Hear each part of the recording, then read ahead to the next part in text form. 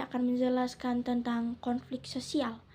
Konflik sosial adalah suatu proses sosial yang terjadi ketika dua atau lebih individu atau kelompok memiliki tujuan, nilai, atau kepentingan yang berbeda dan tidak dapat dipenuhi secara bersamaan. Konflik sosial dapat terjadi dalam berbagai konteks seperti di dalam keluarga, masyarakat, atau negara. Berikut itu ada jenis-jenis konflik sosial. Yang pertama itu konflik vertikal. Konflik vertikal adalah konflik yang terjadi antar individu atau kelompok yang memiliki status sosial yang berbeda seperti konflik antar karyawan dan bos. Yang kedua, konflik horizontal. Konflik horizontal ini terjadi antara individu atau kelompok yang memiliki status sosial yang sama seperti konflik antara teman-teman. Yang ketiga, konflik kultural. Konflik kultural adalah konflik antara individu atau kelompok yang memiliki latar belakang budaya yang berbeda. Yang keempat, konflik politik. Konflik politik adalah konflik antara individu atau kelompok yang memiliki pandangan politik yang berbeda. Berikutnya, penyebab konflik sosial. Yang pertama itu perbedaan nilai dan norma. Perbedaan nilai dan norma antar individu atau kelompok dapat menyebabkan konflik.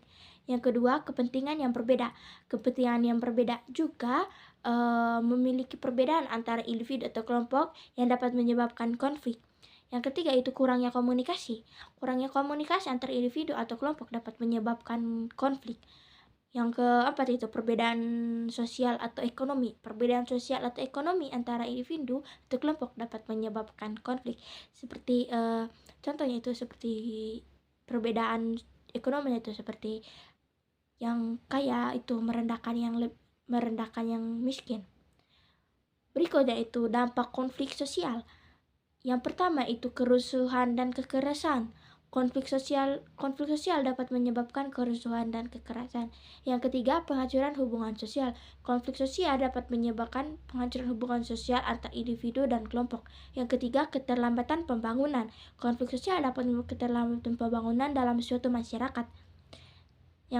Dan yang terakhir itu pengaruh negatif terhadap kesehatan mental. Konflik sosial dapat menyebabkan pengaruh negatif terhadap kesehatan mental individu atau kelompok. Dan yang terakhir itu ada cara mengatasi konflik sosial. Yang pertama itu berkomunikasi dengan baik. Komunikasi yang baik antar individu atau kelompok dapat membantu mengatasi konflik yang ada. Yang kedua, negosiasi. Negosiasi antar individu atau kelompok dapat membantu mengatasi konflik. Yang ketiga itu mediasi. Mediasi oleh pihak ketiga dapat membantu mengatasi konflik. Dan yang terakhir itu pendidikan dan kesadaran. Pendidikan dan kesadaran tentang pentingnya menghormati perbedaan dan mengatasi konflik negara dengan cara yang konstruktif dapat membantu mengatasi konflik sosial. Itu saja dari saya. Terima kasih.